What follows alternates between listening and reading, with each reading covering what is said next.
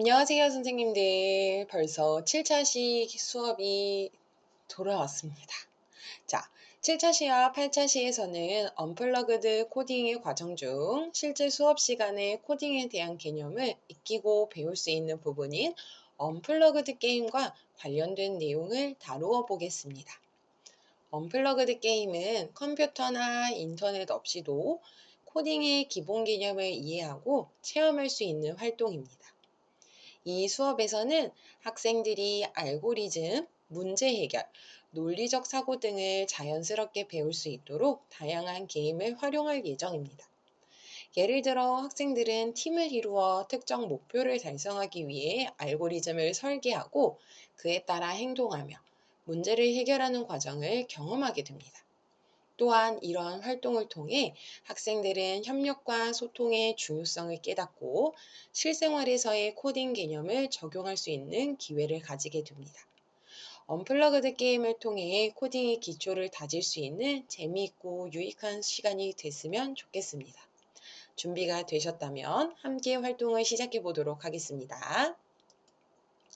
이번 7차시에서는 컴퓨팅 사고력의 구성 요소를 활용한 언플러그드 게임을 진행해 보겠습니다. 우리는 프린트물을 이용하여 컴퓨터 없이도 다양한 활동을 통해 문제 해결 능력을 기를 수 있습니다. 먼저 인공지능 틱택토 게임을 통해 분해와 알고리즘의 개념을 익힐 거고요. 학생들은 게임의 규칙을 이해하고 승리하기 위한 전략을 세우며 알고리즘적으로 접근하는 방법을 배울 수 있습니다. 다음으로 배틀쉽 게임에서는 정보 수집, 정보 분석의 중요성을 다룰 것입니다. 여기서 학생들은 상대방의 배치를 추리하고 전략적으로 공격하는 과정을 통해 데이터를 수집하고 분석하는 경험을 하게 됩니다. 마지막으로 디지털 착시 퍼즐을 통해 분해와 데이터 분석을 연습할 거예요. 이 퍼즐은 학생들이 복잡한 이미지를 분석하고 문제를 분해하여 해결하는 능력을 기를 수 있는 좋은 기회입니다. 이제 틱택토, 배틀쉽, 디지털 착시 퍼즐을 체험해 보려고 하는데요.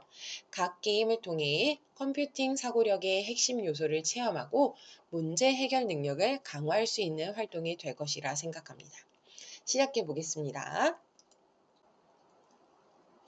첫 번째로 진행할 게임은 자리 바꾸기 게임입니다. 이 게임을 통해 알고리즘의 평가 기준을 이해하고 실제로 알고리즘을 적용하는 경험을 해볼 것입니다. 알고리즘의 주요 평가 요소는 일의 수행 여부와 알고리즘을 수행하는 데 소요된 비용과 시간입니다. 특히 코딩에서 알고리즘을 평가하는 중요한 요소는 연산의 횟수와 걸린 시간입니다. 연산을 최소화하고 시간을 줄이면 줄일수록 조금 더 좋은 알고리즘이 되겠죠. 이번 활동에서는 활동판과 틱택토 스톤을 활용할 거예요. 틱택토 스톤은 규칙에 따라 자리를 많이 차지하는 쪽이 승리하는 게임입니다. 이 게임을 통해 학생들은 전략적으로 돌을 배치하고 최적의 알고리즘을 설계하는 수업 방법을 배울 수 있습니다. 실제 수업 환경에서 컴퓨터를 사용할 수 없다면 인쇄물을 활용하여 게임을 진행해도 좋습니다. 우리는 게임의 원리를 파악하기 위해 구글에서 틱택토 게임을 검색하여 규칙을 이해하고 이를 바탕으로 게임을 진행해 보도록 하겠습니다. 이 과정에서 실제로 어떻게 하면 이길 수 있을지, 내가 다음 돌을 어떻게 배치를 해야 할지, 그럼 이럴 때에는 어떤 상황이 되어야 할까라는 알고리즘의 개념을 실제로 적용해 보고 문제 해결 능력을 키우는 기회를 갖게 될 거예요. 자, 틱택토 활동지는 다음과 같습니다. 저희 언플러그드 기초 및 활용 활동지 모음 8번에 보면 이렇게 준비가 되어 있는데요. 왼쪽에 보이시는 게 활동지 판입니다. 3목 버전으로 지금 제공이 되어 있고 지금 학생들에게 주어질 돌의 개수는 동그라미 돌, X돌 이렇게 각각 6개씩을 이제 지급을 하게 됩니다. 그래서 여기 있는 활동지를 활용을 하셔도 되고 만약에 태블릿이나 인터넷을 쓸 수 있는 환경이 된다고 하면 구글에서 간단하게 진행하실 수도 있으니 다양한 상황에 대해 적용해 주시면 되겠습니다. 자, 그럼 원래대로 돌아와서 틱택토 규칙을 한번 간단하게 설명을 한번 해보도록 할게요. 틱택토에서 이기기 위해서는 다음과 같은 전략을 사용할 수 있습니다. 두 개의 X돌 사이에 빈칸이 있을 때 한번 그려볼까요? 자, 두 개의 X돌 사이에 색깔도 한번 바꿔야겠습니다. 두 개의 X돌 사이에 한 개의 빈칸이 있거나 그러면은 이런 부분들에 대해서 내가 스며들면 이길 수 있는 부분이겠죠. X가 되면 X팀이 이기기 때문에 그럼 이 부분을 나는 노려봐야겠다 라고 생각을 해서 이 사이에다가 돌을 넣어줄 수도 있어요. 이렇게 동그라미를 넣어서 상대방을 방해할 수 있는 부분. 빈자리가 있을 때 가능한 모든 위치에서 공격과 방어를 이제 적절히 조합해서 최적의 플레이를 유지하게 됩니다. 그럼 X 같은 경우에는 지금 이길 수 있는 데가 7번 땅을 노려야 하는데 5도 7번 땅을 노리게 되겠죠. 이런 식으로 배치를 해주면 돼요. 뭐와 비슷하다고 생각이 드시나요? 네, 오목. 여기는 삽목이겠죠. 삽목 게임과 비슷한 점이 많습니다.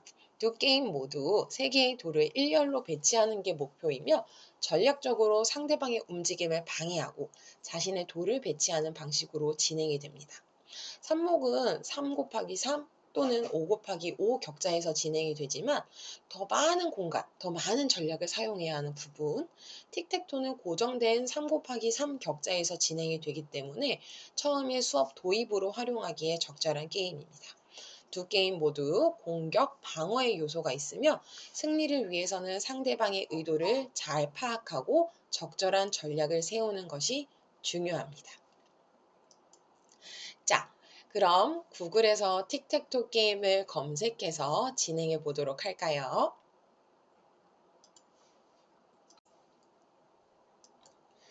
구글에서 틱택토 검색을 해보도록 하겠습니다. 자, 그럼 바로 이렇게 나와 있는 부분들이 보이는데요. 지금 화면에서 보이면은 여기 있었던 급도 한번 고를 수 있고 친구와 대결하기 모드도 가능합니다. 저는 혼자이기 때문에 한번 혼자서 초급부터 한번 진행을 해보도록 할게요. 저는 X 플레이어가 되어보도록 하겠습니다. 짠! 요렇게 요렇게 금방 이길 수 있겠죠. 1대 0 보실 수 있게. 그럼 요렇게 한번 가볼까요? 저를 막으려야 막을 수가 없게끔 일부러 져주는 것 같은 느낌이 듭니다. 자, 한 번 더 해볼게요. 가운데를 가져가는 게 좋겠죠. 아무래도 가운데에서 뻗어나갈 수 있는 길이 많으니까. 그럼 초급은 너무 쉬우니 중급으로 한번 해보도록 할게요. 뿅. 오, 이제 조금 제법 바뀌기 시작했습니다. 그럼 이럴 땐 여기 놓쳤네요. 게임의 흐름이 빠르기 때문에 아이고 또 졌네요. 일부러 진 건 아닌데.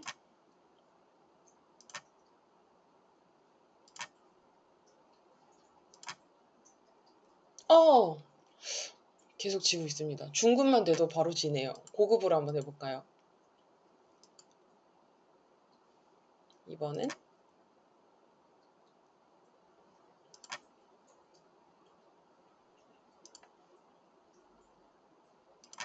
네, 이렇게 되면 무승부가 됩니다. 이제 간단하게 진행할 수 있는 게임이기 때문에 선생님들도 활용해봐도 좋으실 것 같아요. 자, 그럼 우리 다음 게임으로 한번 넘어가 보도록 하겠습니다. 이번엔 진행할 게임은 배틀쉽 침몰 게임입니다. 이 게임은 컴퓨터가 정보를 기록하기 위해 필요한 이진수의 크기를 정보량으로 OX 1, 0으로 이해하고 탐색과 연산을 통해 정보량을 줄이는 과정을 체험할 수 있는 활동인데요.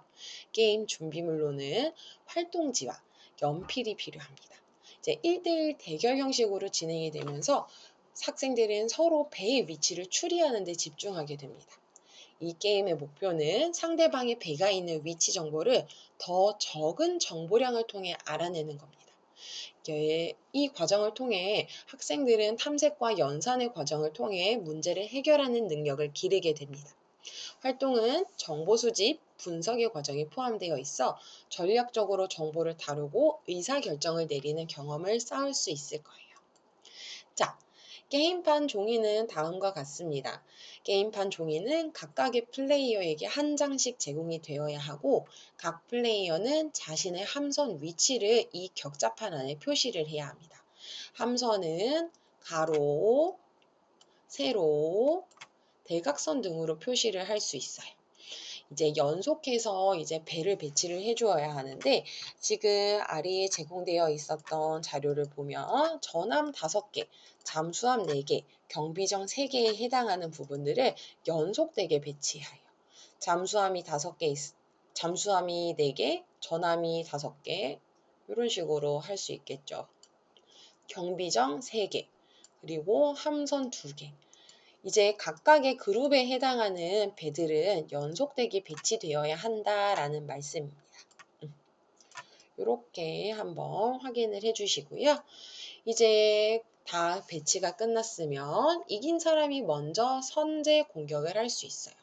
공격을 할 때에는 우리 좌표값을 이용해서 데이터를 전부 넘겨주도록 할 거예요.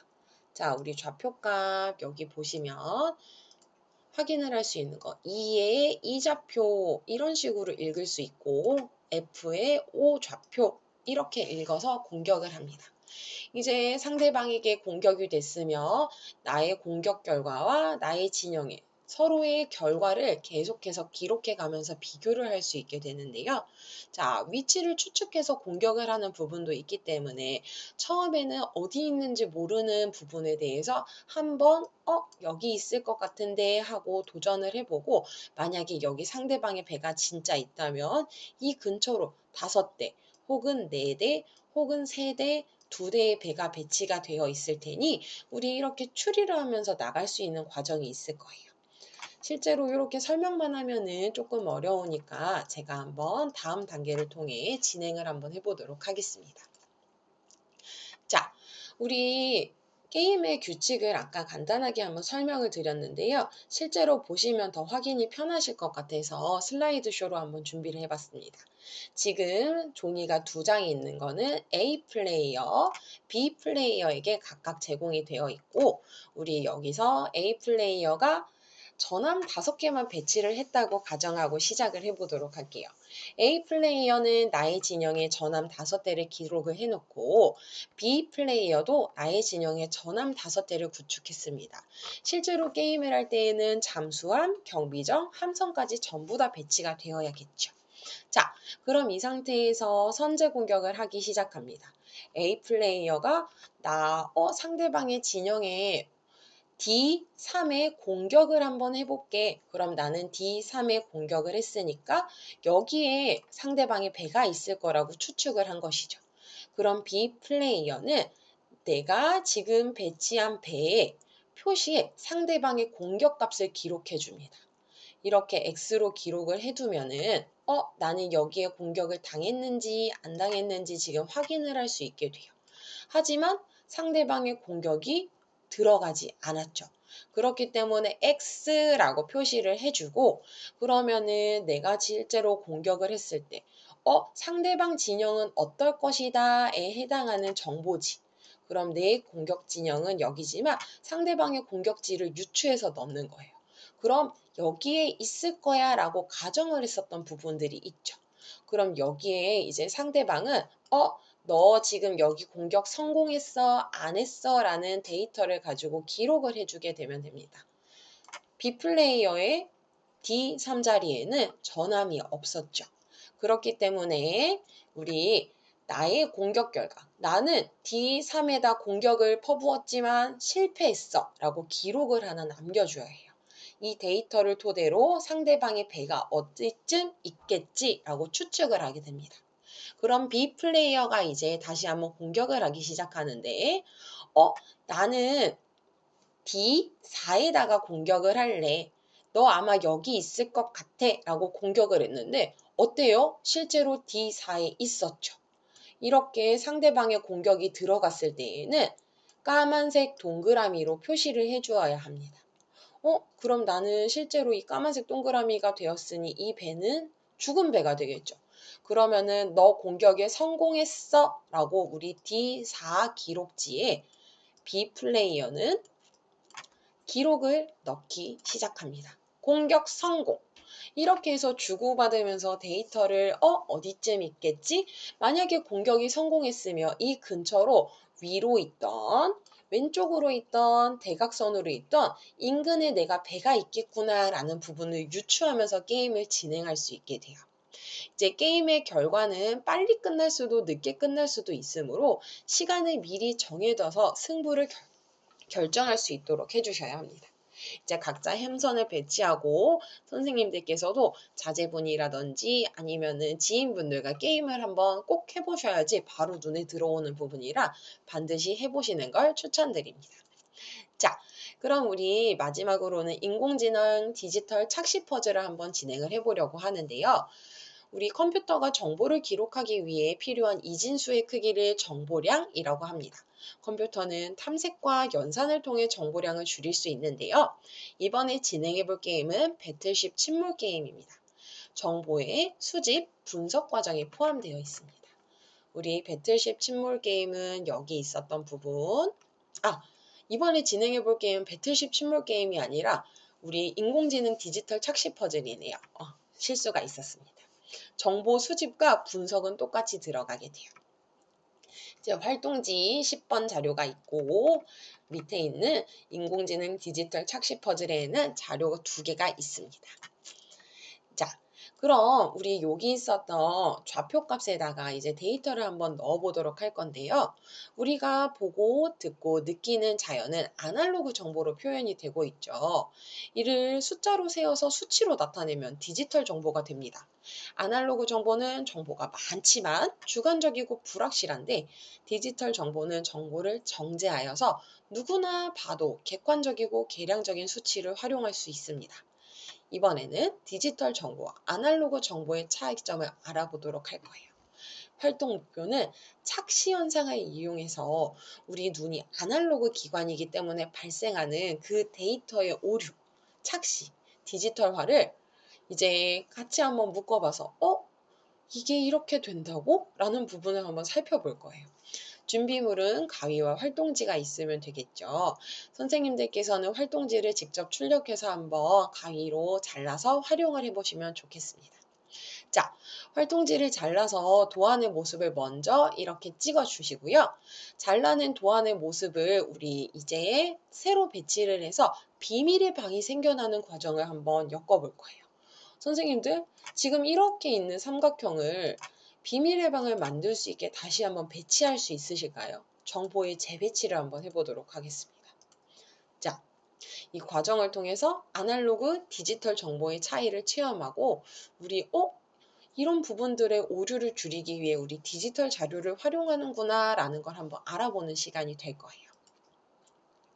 자, 제가 여기 있었던 이 그림을 이제 위치만 한번 옮겨보도록 할 거예요. 첫 번째, 두 번째, 세 번째, 네 번째. 지금 원래 있었던 도형의 크기와 똑같은 그림을 제가 배치를 해두었습니다. 짠! 위치만 바꾸었을 뿐인데 뭔가 달라지는 것 같죠? 전체 넓이의 합이 이렇게 빈칸이 생기면서 데이터가 추가가 되었습니다. 비어있는 공간이 생겼어요. 자, 이 전체 넓이의 합이 달라지는 이유는 기울기와 비율에 있는데 저희가 눈으로 보기에 이 기울기의 변화는 사실 크게 없어 보일 거예요. 선생님들께서 종이를 직접 출력해서 이제 가위로 잘라서 활용을 해보시면 눈으로 보기에 얼마 차이가 나지 않는데 비밀의 방이 있을 때와 없을 때 차이를 기준을 기울기로 살펴보면은 둘이 1도 차이가 나요. 자, 방과 화장실의 비율, 우리 여기 기록되어 있었던 방과 화장실의 비율. 요거를 살펴보면은 여기 있었던 데이터 비율이 8대 3, 5대 2로 지정된 비율이 살짝 달라요. 요렇게 기록되어 있었던 비율. 이런 미묘한 차이를 이용해서 우리 이렇게 착시를 나타낼 수 있는데 우리가 눈으로 본 정보가 아날로그 정보이기 때문에 이런 오류가 나타날 수 있어요. 이런 부분을 해소하기 위해 디지털 정보로 나타내며 오류를 줄여서 사물을 더 정확하게 인식할 수 있도록 도와줍니다. 이 과정에서 아날로그, 디지털 차이를 우리가 한 번 더 확인을 할 수 있겠죠. 자, 그럼 이 또 다른 사례를 통해 아날로그와 디지털 정보의 차이를 살펴볼 텐데요. 우리가 눈으로 봤을 때에는 이거를 어떻게 13명을 만들 수 있을까라는 데이터를 아무리 가공해도 안 나올 것 같은데 라고 가늠이 안 되실 거예요. 1명, 2명, 3명, 4명, 5명, 6명, 7명, 8명, 9명, 10명, 11명, 12명. 이 정보를 가공해서 숨어있는 1명을 더 찾아보도록 할 거예요. 선생님들께서도 직접 출력해서 가위로 잘라보시고 지금 절개선이 있는 부분을 기준으로 이 데이터를 잘랐을 때 배치를 바꾸어 주면 숨어있는 사람이 1명 더 나타나게 됩니다. 자, 그럼 이때 아날로그 정보, 눈으로 봤을 때는 전혀 생기지 않을 때 어떻게 바꿀 수 있지? 라는 거를 한번 직접 해보도록 할게요. 선생님들도 출력해서 썰어보도록 하겠습니다. 종이를 잘라주세요. 자, 그럼 우리 한번 데이터를 바꿔보도록 할 건데요. 제일 컸었던 종이, 첫 번째 기준을 지금 제가 오른편에 있었던 종이, 이쪽에 있었던 종이를 왼편으로 옮겼습니다. 자, 그리고 그 다음 종이, 작았었던 종이를 오른쪽으로 옮겨주었어요. 그리고 마지막 밑에 있었던 종이를 살짝 옮기게 되면 디지털 데이터로 했을 때 이 픽셀 그림처럼 보이는 부분들을 사람이 1명, 2명, 3명, 4명, 5명, 6명, 7명, 8명, 9명, 10명, 11명, 12명, 13명이 나타나는 것을 확인할 수 있을 거예요. 찾으셨죠, 선생님? 이렇게 숨어있는 데이터를 가공할 수 있다니. 우리 눈으로 보는 데이터와 디지털 데이터는 다를 수 있구나. 이를 정확하게 수치하고 계량하는 것 또한 중요하구나 라는 거를 이번 활동을 통해서 알아보실 수 있을 거라 생각합니다. 자, 이번 시간에 했었던 종이 언플러그드 코딩은 이렇게 마무리를 한번 해보도록 하고 비슷한 활동들이 정말 많이 있으니 선생님들께서 다 자료를 수집하셔서 주변에 있던 선생님들과 같이 한번 공유하고 연구해 보셨으면 좋겠습니다. 수고 많으셨습니다.